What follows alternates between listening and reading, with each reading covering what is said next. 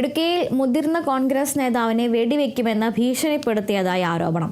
സംഭവത്തിൽ യുവ കോൺഗ്രസ് പ്രവർത്തകന്റെ വീട്ടിൽ പോലീസ് പരിശോധന നടത്തി. എന്നാൽ പരിശോധനയിൽ തോക്ക് കണ്ടെത്താനായില്ല. പരാതിയില്ലാത്തതിനാൽ കേസും എടുത്തിട്ടില്ല. മൂന്നാറിലാണ് സംഭവം.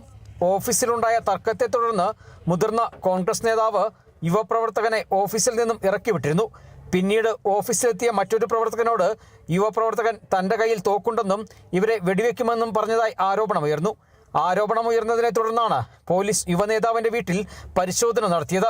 തോക്കുൾപ്പെടെയുള്ള ആയുധങ്ങൾക്കായി വിശദമായ പരിശോധന നടത്തിയെങ്കിലും തോക്ക് കണ്ടെത്താനായില്ല. ഒരു 20ഓളം പോലീസ് രാവിലെ ഈ കിഡ്സന്റെ വീട്ടിൽ റെയ്ഡ് നടത്തിയിട്ടുള്ളതും ഈ സ്ഥലത്ത് പോലീസ് വരുന്നതുകൊണ്ട് ഈ പ്രേംകുമാർ അവിടെ നിന്ന് ഓടി രക്ഷപ്പെട്ടിട്ടുള്ളതാണ്. ഈ തോക്കിനെ പറ്റി കൂടുതൽ അന്വേഷിക്കുന്നതാണ്.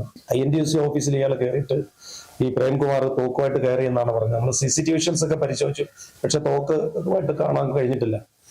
കൂടുതൽ അതിനെപ്പറ്റി അന്വേഷണം നടത്തുന്നതാണ്. സംഭവത്തിൽ മുതിർന്ന കോൺഗ്രസ് നേതാക്കൾക്ക് നിലവിൽ പരാതിയില്ലെന്നാണ് വിവരം. പരാതി ലഭിക്കാത്ത സാഹചര്യത്തിൽ പോലീസ് കേസും രജിസ്റ്റർ ചെയ്തിട്ടില്ല.